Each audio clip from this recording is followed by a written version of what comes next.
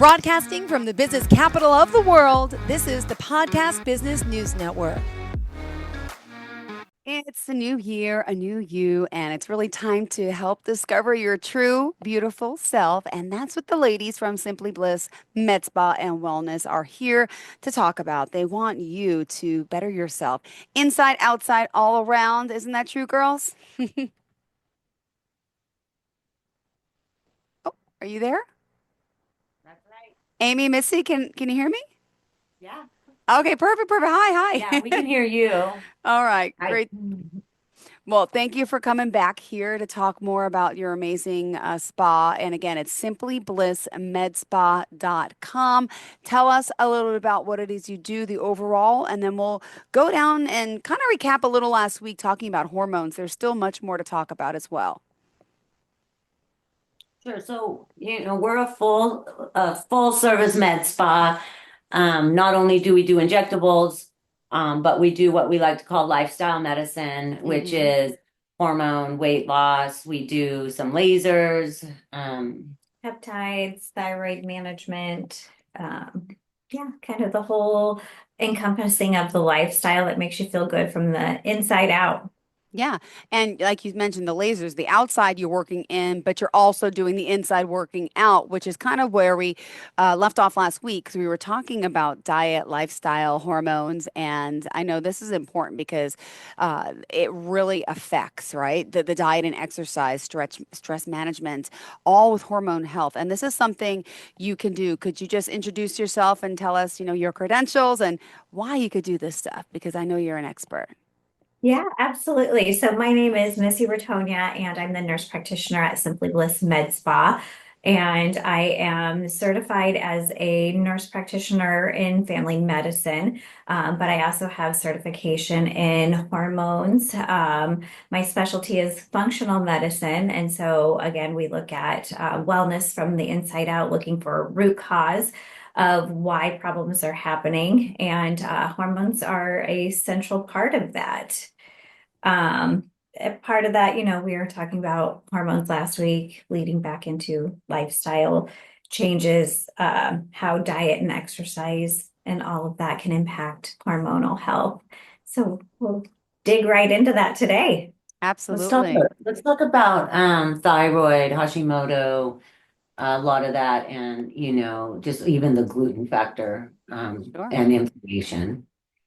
Yeah, so we can kind of dig into starting with thyroid health. Thyroid health, 90% of people who come in with low thyroid functioning is going to be related to an autoimmune component of hypothyroidism. And usually only 10% of it has to do with just your thyroid isn't functioning for whatever an unknown reason. Okay.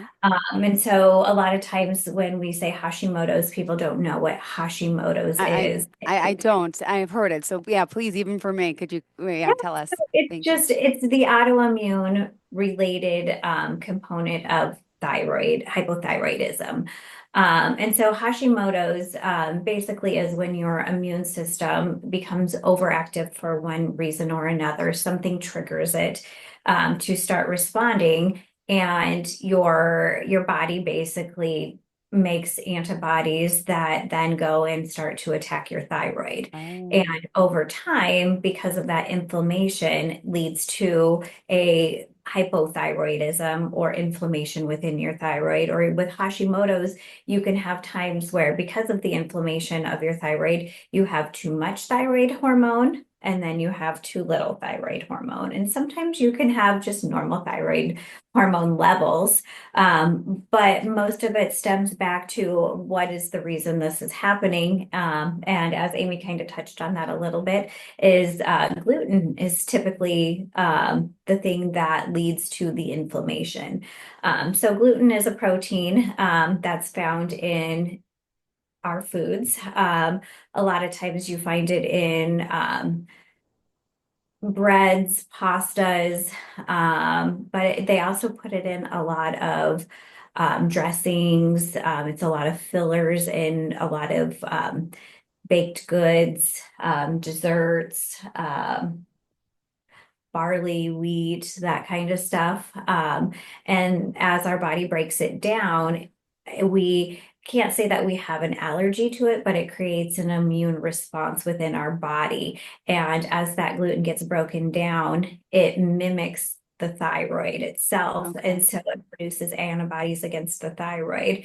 And Wow. so then your body then goes in and starts attacking your thyroid. And that creates whole body inflammation, but also causes a whole line of symptoms that happen. And so, like I said, you can swing anywhere from having hyperthyroid to hypothyroid to regular thyroid.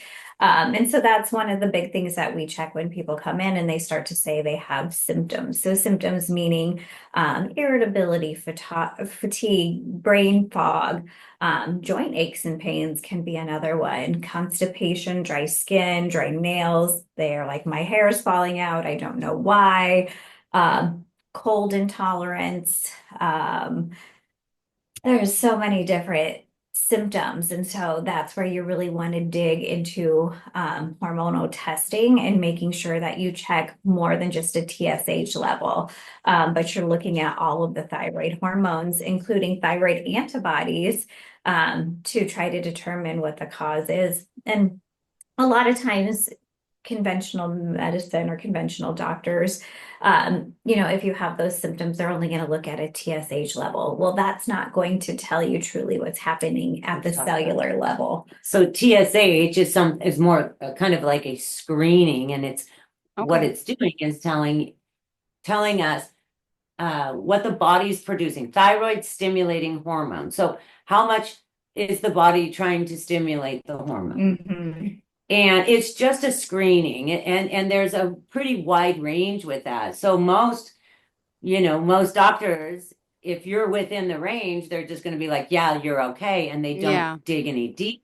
Mhm. So then the next test that people need to and want to pretty much demand that they get is their free T3, free T4. And I'll let Missy Oh. into those two tests. Yeah. And for And those that don't even know, or you're doing this in-house, so someone can come in to get Correct. their hormones tested. Just want to repeat that because I know we didn't establish that off the top today. And But it's yes, they're blood full test. service. Yep. Okay. Yeah. And so it's just extra tests that once you draw the blood, then you just have those added on. But the free T3 and the free T4, what make them important is when your body produces thyroid hormone, you actually have thyroid hormones 1 through 4. One, they're not really sure how active it does and how much it does in your body, but it does Okay. something, otherwise we wouldn't have it. Two, they're finding out that there's a lot more to the T2 than what we originally thought. T3 is actually the most active form of your thyroid hormone, and that's the Okay. one that's going into the cells and giving it energy. And so it's the most metabolic one of them all. And then T4 is really how we store our thyroid hormone.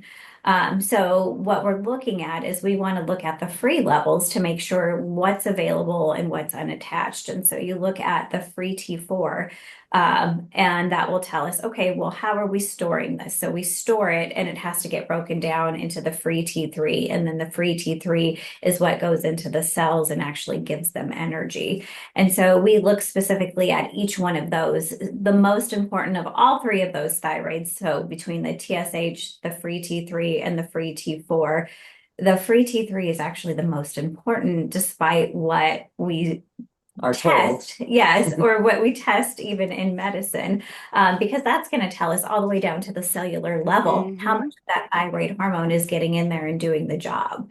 And so that's kind of what, going in the testing and what we do to make sure, is your thyroid, if you are on thyroid medication, Mm-hmm. are you truly getting the type of thyroid medication that matters? And what is it doing inside the cells? Which would make sense with a lot of times people will come in and say they still have symptoms despite being on medication. And it's because their body may be storing it just fine, but there's trouble converting it and getting it into the cell at the cellular level. So of course, you're still going to have symptoms of hypothyroidism. So let's talk a little bit about synthetic Okay.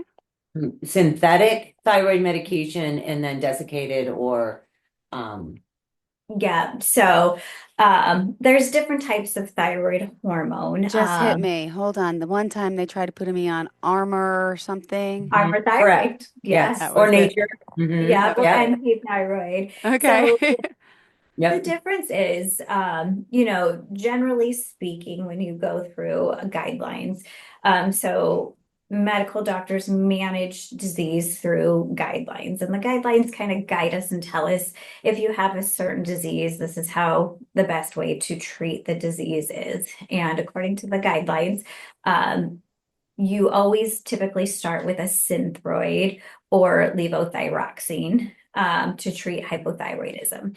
And what synthroid or levothyroxine is it's just a T3 or a T4 medication. And so the idea behind it is your body will naturally convert your T4 into a T3 on its own when it feels like it needs it. But what we have found through various testing and through patient experience is that's not always true for everyone. So 50% of people do just fine on Synthroid or levothyroxine with the T4, but 50% of those people don't because they have trouble with that conversion process. So they're not converting their T4 into T3.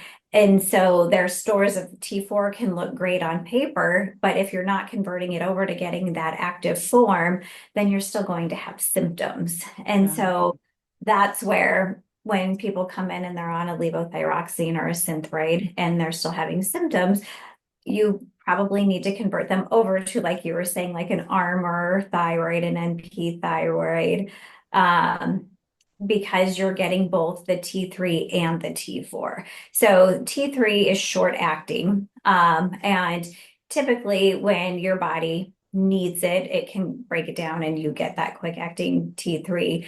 And so that's kind of like the theory behind it is, as your body needs the T4, it's going to break it down into the T3, but not everybody's bodies do that. So by giving them a T3 and a T4, it gives your body what it needs immediately. So it's available right away to help with some of those symptoms, as well as still keeping those stores in your body. So, when you need it, it can break it down and convert it over time. Wow. Um, I love yeah. this conversation. Everybody's body. I It do just too. there's still so much more to Yeah. Yeah. talk about, and we have plenty of time. Let me just remind everyone though how we can reach out to you, if you don't mind. Share the website again, any contact information before we continue. Yep. So we have a contact at simplyblissmedspa.com.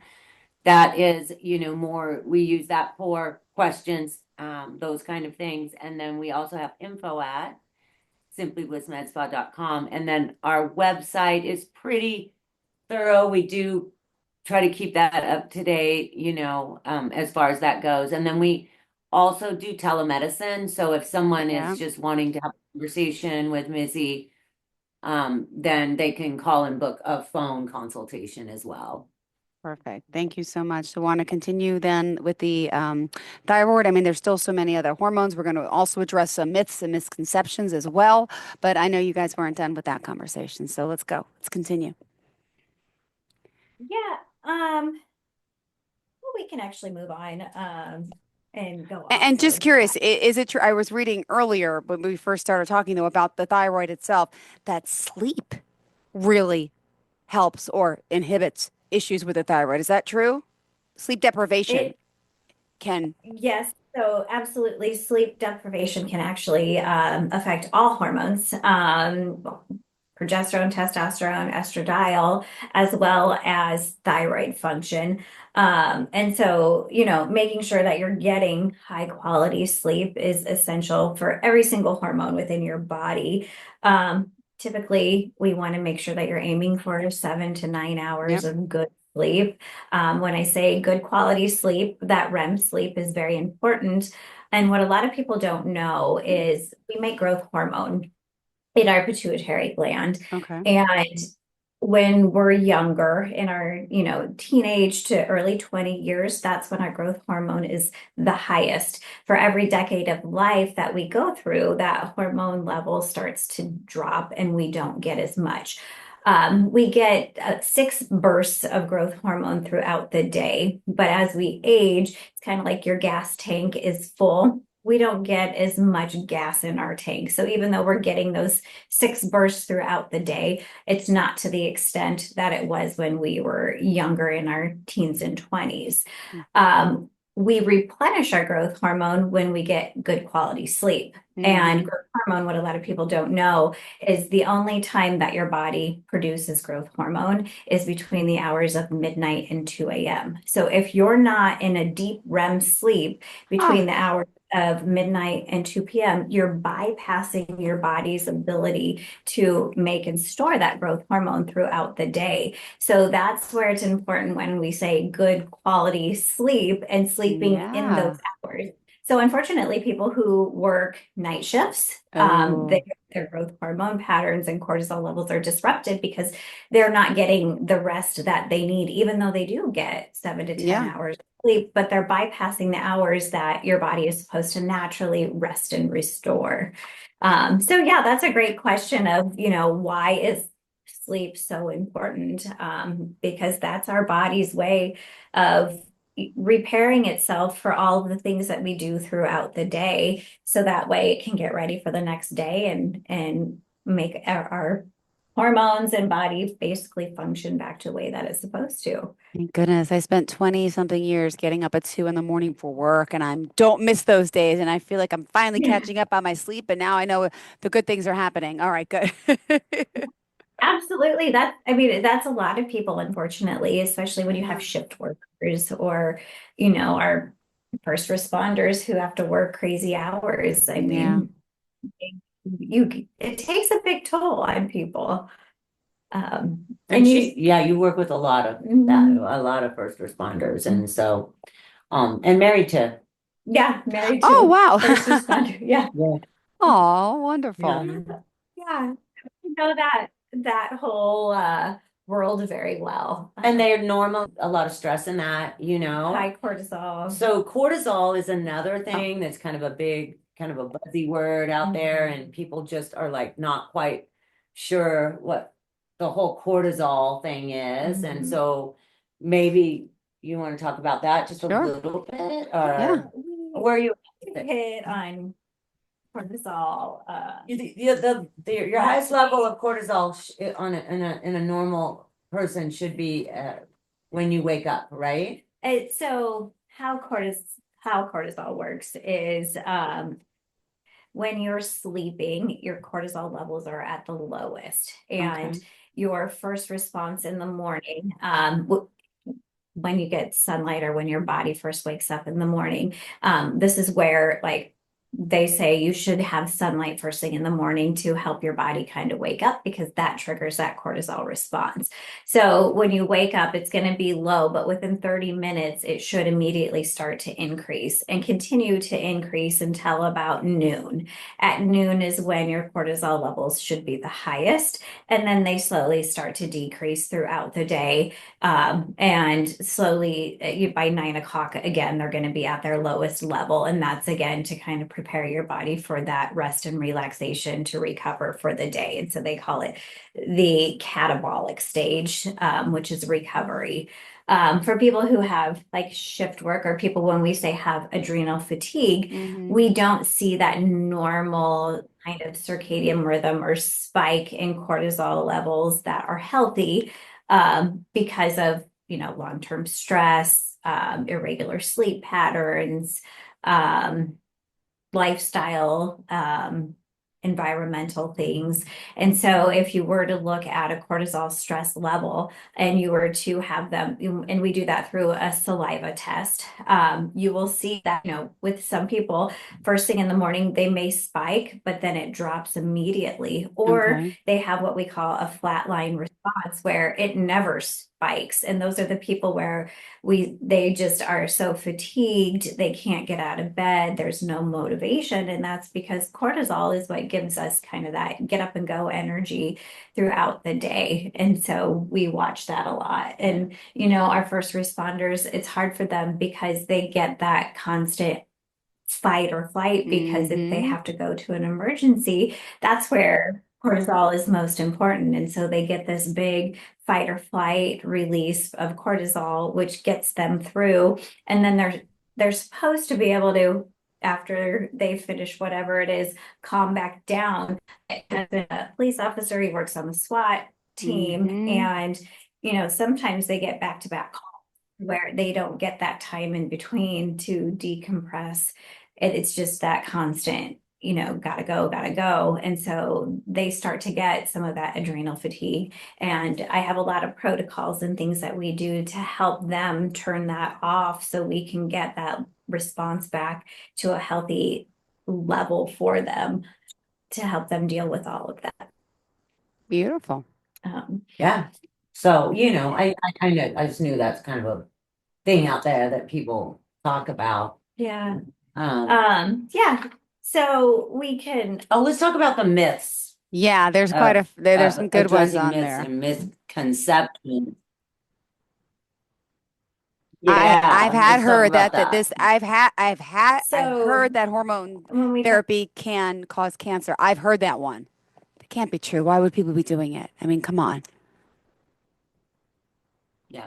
Let's talk about that a little bit. Sure. Because we have a lot of people that see us and then they go to their doctors and their doctors to death and say you to have this great, beautiful life. And, I mean, just recently, a patient of mine that I've had for 15 years, Missy's been seeing her now for a year.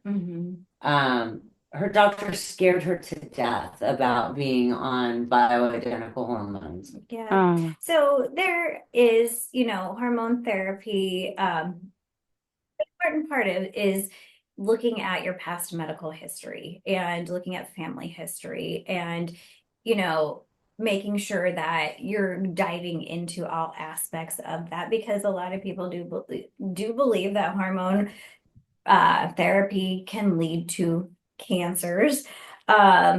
Significant, and especially estrogen therapy. And where that comes from is there was a 2003 study called the Women's Health Initiative that did show that by taking estrogen, Not estradiol. yeah, it did increase the chance of um, breast cancers, but also cardiovascular things like heart attack and stroke, Lots. blood clots, Yeah. in women over the age of 65. So they ended the study early because they were starting to see a lot of those changes in these women. But they also had a lot of positive things that came out of the study as they had seen. That's all that people remember about hormone replacement. And as Amy pointed out, it was looking at synthetic hormones. So they were looking at estrogen, which is not estradiol. okay. They're looking at Premarin specifically, which comes from horse mare urine. And Oh, so they're taking out 17 different types of estrogens and okay. putting them into a pill. And so it is not bioidentical to our bodies. It's what our bodies like. And so even when you look at that, it can cause cancers, it can cause inflammation, it can cause blood clots. And so they tell you to be on that medication for the shortest amount of time at the lowest dose possible. When we do hormone replacement here, we are not doing synthetic hormones, we're doing bioidentical. And the Okay. difference is bioidenticals are made from yams, which when you break it down to the molecular level is very close to the hormone. When we do hormone Wow. replacement, we're doing exactly that. We're replacing the hormones that were lost during that perimenopause or menopausal phase and just giving you back enough of what your body is lacking. And when you do it like that, and there is virtually no risks, but only benefits that come with that. Wow. And so the biggest thing is just educating your patient on the risks of hormone replacement. Cancer, it depends on the person, it depends on what type of Genetics. hormones that Mm-hmm. they're taking. It depends, yeah, family history. Um, the combined estrogen, progesterone therapies that you see in birth control. Those have been, but estrogen therapy alone in certain populations also has shown that there's no risk. And so, what we do know is estradiol, testosterone, and progesterone, as we age, it helps us um, prevent for women cardiovascular disease. Once we start losing estrogen as we age, it actually causes stiffening within our arteries, which then puts us at that increased risk for heart disease, stroke, blood clots, those kinds of things. Whereas if you start doing hormone replacement, it's protective there. We also know that estrogen therapy, estradiol therapy specifically, is protective cognitive things like Alzheimer's and dementias as we age. And testosterone is amazing because it's going to protect our lean muscle mass. And so the one thing that we notice, you think about older people, you think about how frail they are and they start to lose, they call it sarcopenia, they start to lose that muscle mass. Whereas if you just gave them a little bit of or testosterone, that will help them to that. And so, it just helps you live a longer life that you just feel better. Optimal. Yes. And you're going through menopause, you're supposed to feel that way. And that's not true. No. And I've been in through menopause. Menopause out there is at least a full year without a menstrual cycle. Without a menstrual cycle. I also am at cardiac for some other, like a gene mutation that I have, and so and because it is cardioprotective. But what I've found with that, and a lot of people will, you hear women say, "Oh, estrogen makes me fat or makes me have all this." Yeah, I will tell you, if you step misconception. up your estrogen slowly, I've never had a flatter belly in my life than I do Wow. now, and I really struggled with that my whole life. And so, it's not an overnight matter, and balancing your hormones when you're first getting in that game of that, you can plan on a year at least of figuring that out by doing blood tests and seeing how you're feeling and being very regular with your medication. And I think that's enough too, that hormones, if you're being replaced with hormones, you need to take them every day. Yeah. Got it. And so I think a lot of people struggle with it, or they're just like, no, this isn't working. And it does really take a while to get that figured out. And we'll think that I'm on a great dose. She'll run my labs and it's like, we need to bump you up. Oh my Got God, it. Well, thank you guys again for being here. And I apologize for some of that disconnection. I'm not sure if you had it on your end, but it was a little difficult breaking up. But I let you finish what you were saying. So I hope you heard me okay. But we are unfortunately out of time. Can you do me a favor and just remind us how we can reach out to you? Absolutely. You can reach us at simplyblissmedspa.com. We're on Instagram and Facebook. You can also reach us at our phone number is 402-502-9868. And and then contact at simplyblissmedspa.com and info at simplyblissmedspa.com. Thank you. Appreciate it. Yeah. Always a pleasure seeing the two of you. Thanks so much for all the insight. It's making me realize I need to get out there, and I wish I lived closer, but I have to find someone near me that's dealing with this and does all this to help, because I'm 46. Change is starting to happen soon. I know my body's not feeling right in certain aspects, so it'd be a great thing, I think, for anyone to get checked, and men too, right? Not just women. Absolutely. And don't be afraid of it, because hormones can be amazing and make you feel better. And I think that's the biggest thing is go in and talk about it. If you have a family history, you'll dig into it and they're going to treat you the best for you. It's not a one size fits all. And there's always something that you can do. You don't have to feel terrible. Thank you, And Missy. one last thing is, find a hormone specialist. Find someone who specializes in hormones, because there's so much more new information out now than ever before. Especially with our mom. Thank you again, ladies. Have a great day. Are you looking for even more of the podcasts and hosts that you love? The Podcast Business News Network is proud to announce that you now have even more ways to listen live. Check out the MyTuner Radio, online radio box, and Simple Radio apps on iOS and Android, or find us online. Search for Business News Network on mytuner-radio.com, or search Podcast Business News Network on streama.com and onlineradiobox.com/US. Take your podcast on the go and don't miss a minute of the action.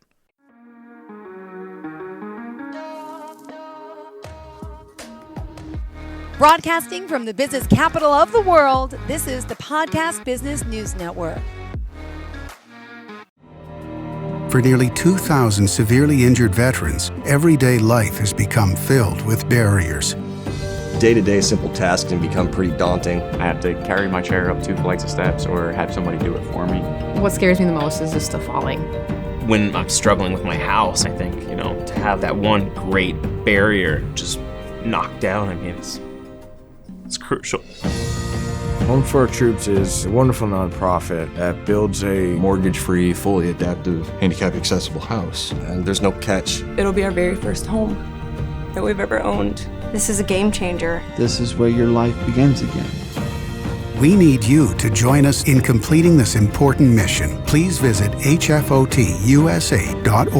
and help build homes and rebuild lives. Because of you, everything's going to be okay.